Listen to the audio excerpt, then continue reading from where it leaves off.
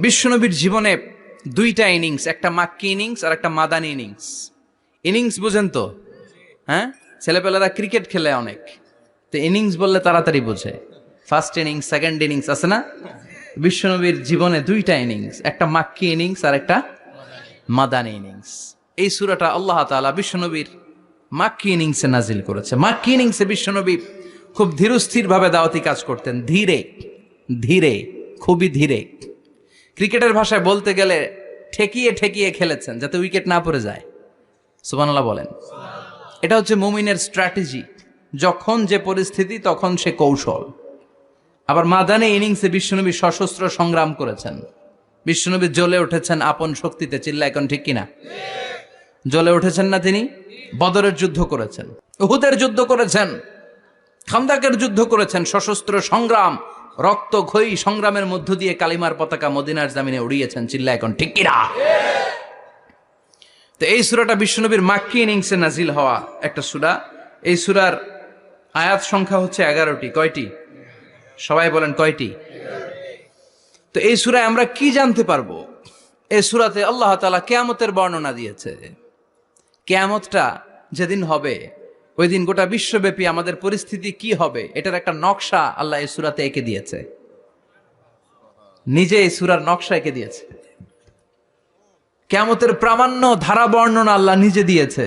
এই সূরাটা পড়লে মনে হবে আপনি এখানে বসেই কিয়ামতটা সচক্ষে লাইভ দেখতেছেন। সুবহানাল্লাহ পড়বেন না? সূরাটার নাম হচ্ছে আল কারিয়া। কি নাম? সবাই বলেন কি নাম? আল কারিয়া মানে হচ্ছে বিকট আওয়াজ, ভয়ঙ্কর আওয়াজ, জাইগান্টিক সাউন্ড, বোম্বাস্টিক মার্কা সাউন্ড।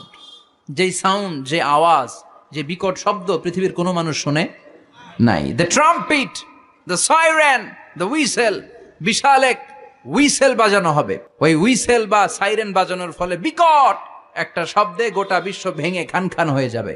এটার নামই হচ্ছে আল কারিয়া। চিল্লা এখন সুবহানাল্লাহ। ওই হুইসেল দেওয়ার জন্য, ওই সাইরেন বাজানোর জন্য, ওই সুরের ভেতরে, সিঙ্গার ভেতরে ফুৎকার দেওয়ার জন্য রব্বুল আলামিন স্পেশাল একটা ফেরেশতা বানিয়েছেন। তার নাম হলো ইসরাফিল আলাইহিস সালাম। কি নাম? ইসরাফিল আলাইহিস সালাম। এদিকে ইসরাফিল নামে কেউ আছে? হ্যাঁ, অনেকে রাখে ইসরাফিল নামটা, কিন্তু অনেকে রাখে। আজরাইল রাখে নাকি? হ্যাঁ, আজরাইল রাখে না, ইসরাফিল কিন্তু রাখে। তো এই ফেরেশতাকে আল্লাহ তাআলা বিশাল একটা হুইসেলের ভিতরে, সাইরেনের ভেতরে 3টা ফুৎকার দেওয়ার জন্য তৈরি করেছেন। তার ডিউটি হচ্ছে তার গোটা জীবন জুড়ে সে হুইসেলের ভেতরে 3টা ফু দিবে। এটার বাংলায় বলে সিঙ্গা। বাংলায় কি বলে? সিঙ্গায় ফু দিবে কয়টা? চিল্লায় বলেন। এই ফেরেশতার পা দুটো হচ্ছে জমিনে, এই ফেরেশতার মাথা হচ্ছে আকাশেরও অনেক উপরে। সৃষ্টির পর থেকে এই ফেরেশতা ওই সিঙ্গাটা, ওই বাঁশিটা তার 2 ঠোঁটের মাঝখানে লাগিয়ে আল্লাহর আরশের দিকে তাকিয়ে আছে, and just waiting for the green signal. আল্লাহর পক্ষ থেকে সিগন্যাল আসার অপেক্ষায় আছে যে আল্লাহ কখন বলবে যে ফু দে। সুবহানাল্লাহ কোন? 3টা ফু দেওয়ার জন্য রব্বুল আলামিন একটা ফেরেশতা বানালেন। ইসরাফিল ফেরেশতা সৃষ্টির শুরু থেকে বিশাল সিঙ্গাটাকে, সাইরেনটাকে, ট্রাম্পিটটাকে 2 ঠোঁটের মাঝখানে লাগিয়ে আল্লাহর আরশের দিকে তাকিয়ে আছে, কবে আমার প্রভু বলবে সাইরেনের মধ্যে বাঁশি বাজা। He is waiting. ঠিক এই মুহূর্তে যখন আমি কথা বলছি আর আপনারা শুনছেন, ঠিক এই মুহূর্তেও ওই সাইরেনটা ওনার 2 ঠোঁটের মধ্যে লাগানো, আর উনি আরশের দিকে তাকিয়ে অপেক্ষা করছে কখন আমার রব আদেশ করে, আর তখন আমি সিঙ্গায় ফুৎকার দিয়ে গোটা বিশ্বটারে মেসাকার বানিয়ে দিব। কোন সুবহানাল্লাহ। এই ঘটনাটাই আল্লাহ প্রামাণ্য দলিল দিয়ে বর্ণনা করেছেন। আর বর্ণনা করতে যে এই সূরার নাম দিয়েছেন আল কারিয়া। কি নাম? মানে বিকট আওয়াজ, ভয়ঙ্কর আওয়াজ, বজ্রনিনাদ, মহাপ্রলয়ের সেদিন এমন আওয়াজ হবে যে আওয়াজ পৃথিবীতে কেউ কোনোদিন আমরা শুনি নাই। পৃথিবীতে কে সবচেয়ে বড় আওয়াজের কি শুনেছেন বলেন? আপনার জীবনে ঘটে যাওয়া সবচেয়ে ভয়ঙ্করতম আওয়াজ শুনেছেন আপনি কবে বলেন তো? কেউ 1-2 জন বলেন আমারে।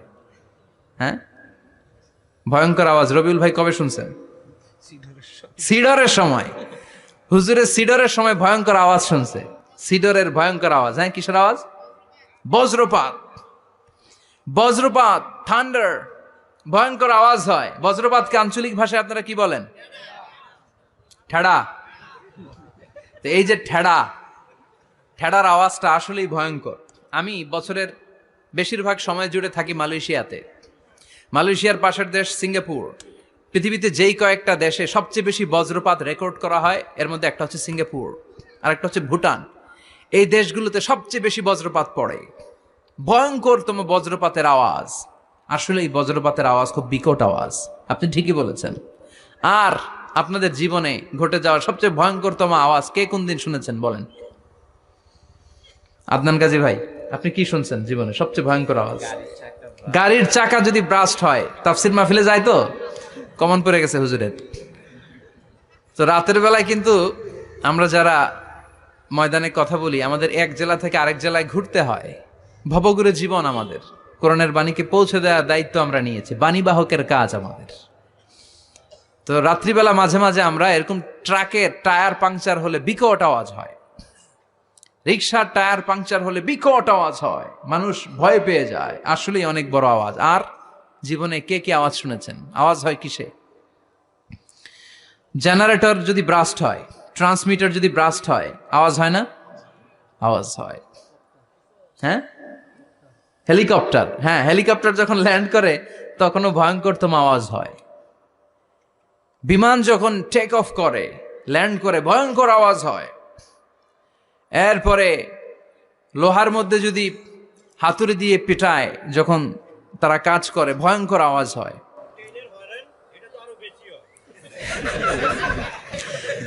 ট্রেনের যে হর্ন বাজায়, যে ট্রেন আসতেছে, মাঝখানে চমৎকার কথা বলেছেন, মাঝখানে ওই যে ক্রসিং থাকে, ক্রসিং আটকে দিয়ে একটা হুইসেল বাজায়, বিকট আওয়াজ হয়। আর এই তো বেরোচ্ছে। আর কি আছে এরকম আওয়াজ? কে কোথায় শুনছেন? হ্যাঁ, অ্যাক্সিডেন্টে আওয়াজ হয়। ভূমিকম্পেও মাঝে মাঝে ধপাস করে পড়ার আওয়াজ হয়। দপ্তরি যখন হাই স্কুলে ঘন্টা বাজায়, ছুটির ঘন্টা, কাছে দাঁড়ানো যায়, বিকট আওয়াজ হয়। আসলে এই পৃথিবীতে আমরা এক একজন এক এক সময় এক এক জায়গায় বিকট বিকট আওয়াজ শুনেছি। কিন্তু কিয়ামতের দিন ইসরাফিল যখন ওই সিংহার ভেতরে ফুৎকার দিবে, ওই ফুৎকারের যে আওয়াজটা হবে, এই আওয়াজটা কি এই আওয়াজগুলোর মতো? কথা বলেন।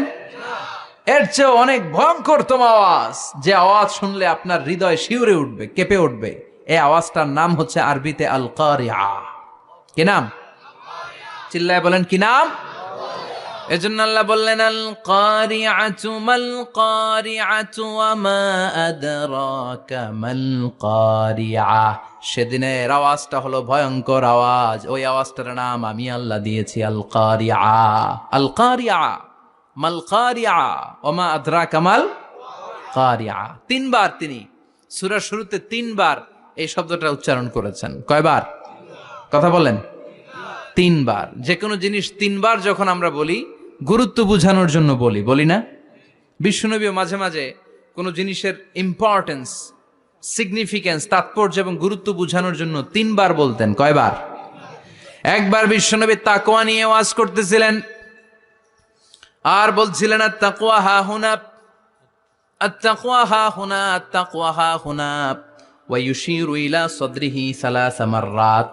তাকওয়া এখানে, তাকওয়া এখানে, তাকওয়া এখানে বলে বিশ্বনবী উনার হৃদয়ের দিকে, কলবের দিকে তিনবার ইঙ্গিত করেছেন। কয়বার? তাকওয়া মানে কার ভয়? আল্লাহর ভয়। আল্লাহর ভয় নিয়ে যখন ওয়াজ করছিলেন বিশ্বনবী বলছেন তাকওয়াটা এখানে, এখানে, এখানে। তেমনি মক্কাবাসীদের কাছে যখন সূরাতুল কারিআ নাজিল হয়েছে, মক্কার কাফির মুশরিকদের দৃষ্টি আকর্ষণের জন্য আল্লাহ তাআলা এই সূরার শুরুতে আল কারিয়া শব্দটা একবার নয়, দুইবার নয়, তিনবার উল্লেখ করেছেন। পড়েন সুবহানাল্লাহ। আল্লাহ বললেন আল কারিআতু মাল কারিআতু ওয়া মা আদরাকা মাল কারিআ ইয়াউমা ইয়াকুনুন নাসু কাল ফারাশিল মাবথুস ওয়া তাকুনুল জিবালু কাল ইহনিল মানফুশ। সুবহানাল্লাহ পড়েন। আল্লাহ বললেন বিকট একটা আওয়াজ হবে। তিনটা আওয়াজ করার জন্য, তিনটা হুইসেল বাজানোর জন্য ইসরাফিলকে আমি বানালাম। প্রথম সিংগার ফুৎকার যখন ইসরাফিল ফেরেশতা হুইসেলের মধ্যে দিয়ে দিবে, তখন যেই ভয়ঙ্কর শব্দটা হবে ওই শব্দটার নাম হলো আল কারিয়া। কি নাম? আল কারিয়া। ওটা দেওয়ার সাথে সাথে পুরো পৃথিবীটা লন্ডভন্ড হয়ে যাবে। এখন আমরা যেরকম আরামসে বসে আছি, ওই সময় পৃথিবীর অবস্থা এরকম থাকবে। আল্লাহ বললেন ইয়াউমা ইয়াকুনুন নাসু কাল ফারাশিল মাবথুস ওয়া তাকুনুল জিবালু কাল আহিনিল মানফুস। সেদিন মানুষগুলো বিক্ষিপ্ত পতঙ্গের মতো নিক্ষিপ্ত হবে, পাহাড়গুলো ভেঙে খান খান হয়ে যাবে, তুলার মতো পাহাড় ধ্বনিত হতে থাকবে, তুলার মতো। সুবহানাল্লাহ পড়ে। মানুষগুলো ছিটকে পড়বে। এই পৃথিবীর মাধ্যাকর্ষণ শক্তি থাকার কারণে আমরা ছিটকে পড়ি না। এই যে বসে আছি, সবকিছু পৃথিবীর মধ্যে লেগে আছে, এটার কারণ দ্য গ্র্যাভিটেশনাল ল, গ্র্যাভিটেশনাল পাওয়ার। এটা পৃথিবীর সবকিছু তার কেন্দ্রের দিকে টেনে রাখে। কিন্তু কিয়ামতের দিন আল্লাহ পৃথিবীটারে ধরে যখন একটা ঝাঁকুনি দিবেন, একটা কাঁপুনি দিবেন, একটা ভাইব্রেশন দিবেন, একটা আর্থকোয়াক, একটা ভূমিকম্প দিবেন, মুহূর্তের মধ্যেই পুরো পৃথিবীর সবকিছু ছিটকে পড়ে যাবে। চিল্লায় পড়েন আল্লাহু আকবার। মানুষগুলো পৃথিবীতে বসে থাকতে পারবে না, দাঁড়িয়ে থাকতে পারবে না, ডানে বায়ে সামনে পিছনে কে কোথায় ছিটকে পড়বে কোনো ইয়ত্তা থাকবে না। কাল ফারাশিল মাবথুস। মানুষগুলো বিক্ষিপ্ত পতঙ্গের মতো নিক্ষিপ্ত হবে। শীতকালে ছেলেপেলেরা গ্রামাঞ্চলে অনেক সময় র্যাকেট খেলে না, ব্যাডমিন্টন খেলে, দেখবেন ওই খেলার জন্য শীতকালে ক্ষেতের মাঝখানে বাঁশ গেড়ে দেয় আর বাঁশের মধ্যে লাইট লাগায়। এলাকায় খেলেনি? কি নাম এই গ্রামের? পাহাড়পুর। পাহাড়পুরে খেলো তোমরা? এই রাত্রিবেলা বাঁশ গেড়ে দিলে ওর মধ্যে লাইট লাগালে কোত্থেকে যেন অনেক পোকা চলে আসে, ডান দিকে একটা, বাঁ দিকে একটা, সামনে পেছনে ছিটকে ছিটকে পড়ে। কিয়ামতের সেই কঠিন দিন মানুষগুলো বিক্ষিপ্ত এরকম পতঙ্গের মতো ডানে বায়ে ছিটকে ছিটকে পড়বে। পাহাড়গুলো চূর্ণ বিচূর্ণ হয়ে যাবে, ভেঙে খান খান হয়ে যাবে। তুলাকে ধ্বনিত করলে তুলা যেমনি ধ্বনিত হয়, তুলার মাঝখানে লাঠি দিয়ে পেটালে, তুলাকে পাতলা করার জন্য, আরামদায়ক করার জন্য, মোটা বানানোর জন্য যখন লাঠি দিয়ে ধ্বনিত করা হয়, দেখবেন সামান্য তুলার ধুলিকণা, ছিটেকণা বাতাসের মধ্যে শূন্যে ভাসে। ফু মারলে আরো দূরে যায়, ফু মারলে আরো দূরে যায়। বাতাসের ঝাপটা ওইটা কোথায় যে চলে যায় কেউ জানে না। পৃথিবীর বড় বড় সাইজের পাহাড়গুলো সেদিন এই তুলার মতো, তুলা যেমনি বাতাসে ধ্বনিত হয়, পাহাড়গুলো সেদিন তুলার মতো বাতাসে ধ্বনিত হতে থাকবে। চিল্লায় কোন আল্লাহু আকবার। এই পৃথিবীর সবচেয়ে বড় পাহাড়ের নাম মাউন্ট এভারেস্ট। বিশাল বড় পাহাড়, উপরে শুধু বরফ আর বরফ।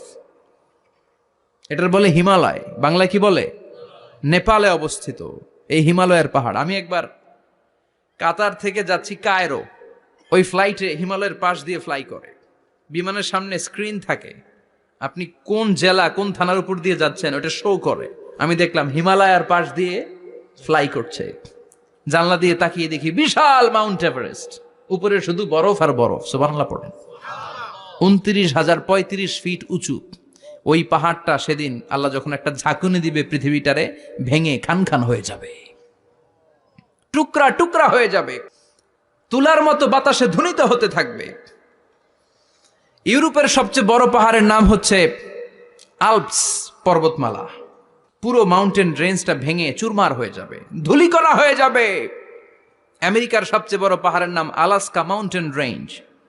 অ্যাটলাস বা ম্যাপ নিয়ে যাদের পড়াশোনা আছে দেখবেন ইউনাইটেড স্টেটস অফ আমেরিকা, এখানে নর্থ আমেরিকার পাশে বড় করে লেখা আলাস্কা, পুরোটাই পাহাড়, আমেরিকার সবচেয়ে উঁচু পাহাড়।